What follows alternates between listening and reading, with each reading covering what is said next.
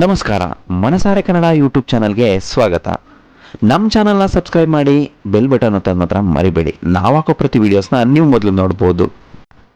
ನಾವು ದಕ್ಷಿಣ ಭಾರತದ ಜನ.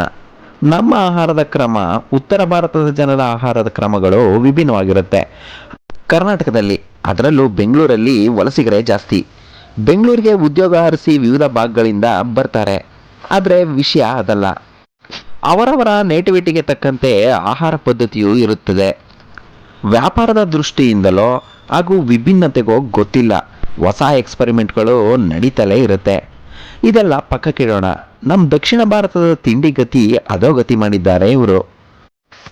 ರವೆ ಇಡ್ಲಿ ರವಾ ಇಡ್ಲಿ ಆಯಿತು, ದೋಸೆ ದೋಸೆ ಆಯಿತು, ವಡೆ ಹೋಗಿ ವಡ ಆಯಿತು, ಗೊಜ್ಜು ರಾಯ್ತ ಆಯಿತು, ಪುಲಾವ್ ಆಯಿತು. ನಮ್ಮ ಸಾಂಪ್ರದಾಯಿಕ ತಿಂಡಿಗಳಿಗೆ ನಮ್ಮದೇ ಆದ ಮಹತ್ವವಿದೆ. ಹೆಸರು ಬದಲಿಸಿ ಹಾಳು ಮಾಡಿದ್ದು ಎಷ್ಟು ಸರಿ. ಇನ್ನು ನಮ್ಮ ಪ್ರಸಿದ್ಧ ಉಪಹಾರಗಳಲ್ಲೊಂದು ದೋಸೆನ ದೋಸೆ ಮಾಡಿದ್ದಲ್ಲದೆ ಅದಕ್ಕೆ ಚೀಸು ಪಾಜು ಪನ್ನೀರು ಗಿನ್ನೀರು ಹಾಲು ಅಂತ ಎಲ್ಲನೂ ಮಿಕ್ಸ್ ಮಾಡಿ ನಮ್ಮ ದೋಸೆಗೆ ಟಾರ್ಚರ್ ಕೊಟ್ಟು ವಿಚಿತ್ರ ಮಾಡಿ ಕಲಗೊಚ್ಚು ಮಾಡಿ ನಮ್ಮ ಸಾಂಪ್ರದಾಯಿಕ ತಿಂಡಿನ ಹಾಳು ಮಾಡಿಬಿಟ್ರು. ದೋಸೆ ನಿನ್ನ ಗತಿ ಅದೋ ಗತಿ. ಪಾಪ ಆ ದೋಸೆಗೆ ಈ ರೀತಿ ಹಿಂಸೆ ಕೊಟ್ಟು ಎಷ್ಟು ಅಂತ ಟಾರ್ಚರ್ ಕೊಡ್ತೀರಾ.